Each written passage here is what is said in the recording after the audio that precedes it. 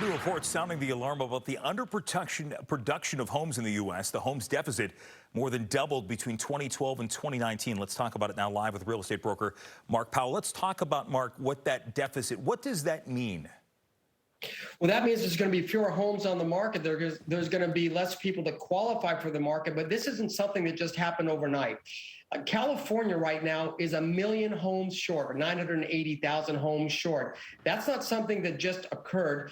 These are all probably due to overzealous government climate action mandates, a sluggish permit process that inhibits builders to build cost effectively. And prices here are so high, people are leaving the state. And when they leave the state and go to other states, they just drive up the property values in other states because other states have lack of inventory. And they're also having problems building homes. So what can be done about this? Is there a magic wand? Is there something that you could throw the switch on and right this wrong and fix the problem? Oh, yeah. There's something that can be done. We need to get government out of the way. We need to streamline the permit process. And one way to do that is by privatizing it, allowing architects or construction workers that are specifically trained in authorizing their own permits. They're the ones who are building the homes. They know how to do it. They could actually streamline that permit process and kind of get rid of these overzealous climate action mandates that require you to build solar on your house, or you can't have gas in your house. You have to put electricity in your home in certain areas.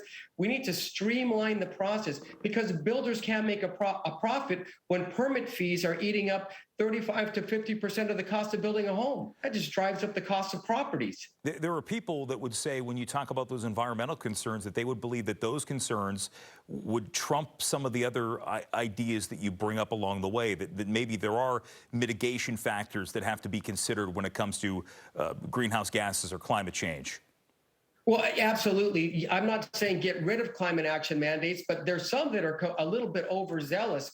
For example, requiring somebody to put solar on their house rather than having them put the solar on their house at their own is going to drive up the price. It could drive up the price anywhere from 10 to 20,000. And there's already a shortage of homes, so we have to get people in houses. And building apartments doesn't really help people build personal wealth. So when you build a lot of apartments, yes, you make one landlord very wealthy, but people need to start investing in their own properties. So we have to start building single family homes. We have to be smart about it. And you can't build them too far out in the sticks because gasoline prices are, $5, $6, $7 a gallon. How are they going to get to work? They're going to have to, the money that they save on their mortgage, which now interest rates have doubled, they're at 6%, they're going to spend on gas.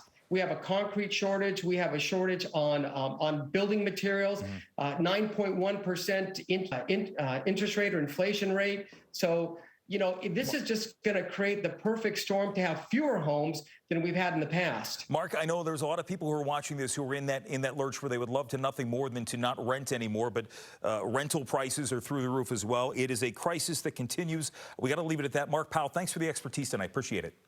Thank you, sir.